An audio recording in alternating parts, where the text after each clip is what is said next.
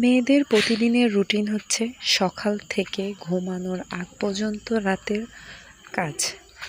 তো সেই মোতাবেক আমিও সকাল থেকে এই যে শুরু করে দিলাম। তো আজকে এই যে মুরগির খাঁচাটা ধুয়ে নিলাম, তারপরেই তো সব কাজে আর কি লেগে গেছি।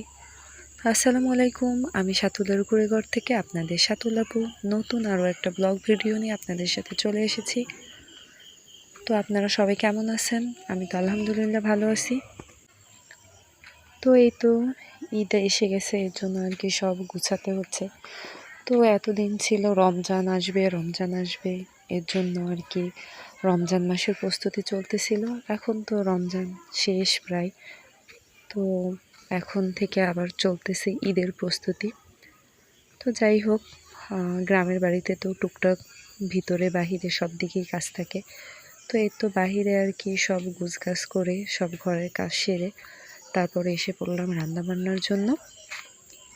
তো এই যে আজকে আর কি ছোলার ডাল দিয়ে, ছোলার ডাল বা বুটের ডাল যে যাই বলে থাকেন, তো সেই ডাল দিয়ে আজকে মুরগির কলিজা, তারপরে মাথা আর পা রান্না করব। তো এই খাবারটা আমাদের ঘরের সবাই মোটামুটি পছন্দ করে। তো ঝাল ঝাল একটা খাবার ভালোই লাগে, রোজা থেকে এটা খেতে ভালোই লাগবে। তো এগুলো আর কি আমি কোটা বাছা করে তারপরে আর কি ভালোভাবে পরিষ্কার করে নিচ্ছিলাম। নিয়ে তারপর ওইখানে তো আমি ডালটা আগে একটু ভিজিয়ে রেখেছি, কারণ ডালটা একটু ভিজলে তাহলে তাড়াতাড়ি সেদ্ধ হয়ে যায়। এই জন্য আর কি ডালটা ভিজিয়ে রাখলাম। আর এদিকে আর কি পার ওইগুলো কলিজাগুলো আর কি ধুয়ে নিচ্ছিলাম। তো এই যে ধোয়া শেষ, এখন আর কি সব গুছিয়ে গাছিয়ে নেব, তারপরে আর কি রান্না শুরু করে দেব। তো এদিকে আর কি আমার শাশুড়ি আবার অনেকগুলা আদা কেটে রাখছে ঈদের জন্য। তো আগেই আর কি কেটে রাখছে, তারপরে আর কি আমি ব্লেন্ডার করে রাখবো। তো এগুলো ধুয়ে নেব পরে, ধুয়ে তারপরে আর কি রান্নাবান্না শেষ হলে তারপরে ব্লেন্ডার করব। তো এদিকে এই যে আমি আমার শাশুড়ি আর কি সব মশলা দিয়ে দিচ্ছিল। তো এই যে আদা রসুন আর পেঁয়াজ, কাটা পেঁয়াজ দিয়ে আর কি রান্না করব। তো আদা রসুনটা আর কি বেটে নিছিলাম, আর এদিকে আর কি কাটা পেঁয়াজ দিয়ে তারপরে একে একে হলুদের গুঁড়া, মরিচের গুঁড়া আর কি সব কিছু দিয়ে নিচ্ছিল মশলা। তো আমার শাশুড়ি আর কি ছোলার ডালটা খুব ভালো রান্না করে। তো যাই হোক, আমার শাশুড়ি সব রান্নাই ভালো হয়, মজা হয়। তো এই যে মরিচের গুঁড়াও দিয়ে দিচ্ছিল পরিমাণ মতো সব কিছু। তো দিয়ে আর কি মশলাটা ভালোভাবে কষিয়ে নেব, তারপরে আর কি মাংসটা দিয়ে দেব। তো মাংসটা বেশিক্ষণ না কষালেও হবে, তার সাথে সাথে ডাল দিয়ে দিলেও হবে। তো যাই হোক, তারপরে মাংসটা একটু কষিয়ে নেব। এদিকে এই যে জিরার গুঁড়া, তারপরে হচ্ছে ধনিয়ার গুঁড়া, এগুলো আর কি দিয়ে দেব। তো আপনারা যে যেখান থেকে আমার ভিডিওটা দেখতেছেন, ভিডিওটা দেখার প্রথমে একটা লাইক করে দেবেন, আর পুরো ভিডিওটা জুড়ে থাকবেন। আপনাদের ভালোবাসা ও দোয়ায় আমি এগিয়ে যেতে পারবো।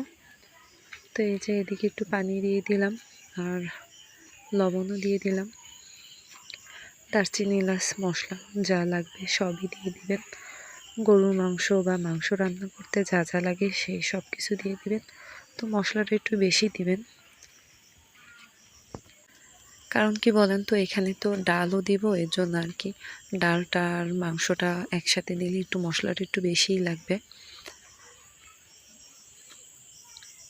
তো এই যে এলাচ, দারচিনি সব কিছু আর কি, লবঙ্গ সব কিছু আমার শাশুড়ি দিয়ে দিচ্ছিল ভালোভাবে, আর আমি নাড়াচাড়া করতেছিলাম। তো এদিকে আজকেও অনেক কাজকর্ম করলাম। তো আমার ছোট ছেলেটা আবার বায়না ধরছে, তো ওর বাবা আর কি একটা বাজার থেকে তরমুজ নিয়ে আসছিল। তো আর কি বায়না ধরছে আমাকে কেটে দাও কেটে দাও। তো রান্না করতে যেয়ে ওর জন্য শান্তি নেই। তো কোথা থেকে খেলাধুলা করে আসছে বাইরে থেকে, উঠান থেকে, সেখান থেকে এসে এখন তরমুজ কেটে দাও। তো তরমুজ কেটে দিলাম। এদিকে মশলা কষানো হয়ে গেছে, আমার শাশুড়ি এই যে মাংস দিয়ে দিচ্ছিল। মাংস তো না, কলিজা আর কি, আর মুরগির পা। তো এই যে এইগুলো দিয়ে আর কি এটাও ভালোভাবে কষিয়ে নেব। আর এদিকে ডালটাও দিয়ে দিছে। তো আপনাদের তো বললাম যে ডালটাও সাথে সাথে দিয়ে দিলে দেখা যায় যে একসাথে ডালটাও সেদ্ধ হয়ে যাবে, আর এটা তো মুরগির মাংস, সেদ্ধ হতে বেশি সময় লাগবে না। তো এই যে কষিয়ে নিয়ে এখন পানি দিয়ে দিচ্ছে। এখন আরও এই যে পানিটা টেনেও আসছে। পানিটা টেনে আসার পরে দেখেন কালারটা কত সুন্দর আসছে। তো এখন আর কি বেশি পরিমাণে আর কি পানি দিয়ে দেব। পানি দিয়ে তারপরে আর কি এটা হতে থাকবে।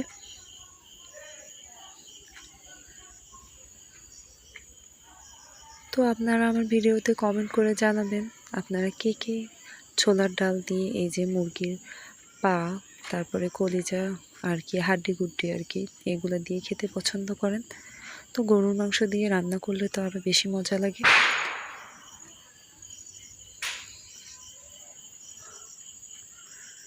তো এই যে আমি আর কি নিচে লেগে পড়ছিল, এর জন্য আর কি পরিমাণ মতো পানি দিয়ে দেব। তো এটা আর কি একটু হালকা একটু ঘনও থাকবে আবার পাতলাও থাকবে। তো আমার কাছে ঘনটাই খেতে ভালো লাগে। এদিকে একটু আমার ছোট ছেলের জন্য কয়টা আলু দিয়ে দিলাম এটার মধ্যে। এই যে আমি পানিটা দিয়ে দিছি, এটা সেদ্ধ হতে থাকবে, কারণ আজকে রান্না করতে করতে দেরি হয়ে গেছে, কারণ এটা সেদ্ধ হতে অনেক সময় লাগে। তো এই যে আমার ডালটা হয়ে গেছে, আমি বেড়ে নিছি ডালটা সন্ধ্যা রাত্রে খাবার জন্য। তো এই তো আজকের ভিডিওটা এই পর্যন্তই। আপনারা যে যেখান থেকে আমার ভিডিওটা দেখে থাকেন সবাই আমার ভিডিওটা পুরোটা দেখার চেষ্টা করবেন, আর আমার পাশে থাকবেন। আপনারাও ভালো থাকবেন, সুস্থ থাকবেন, আমার জন্য দোয়া করবেন। আল্লাহ হাফেজ।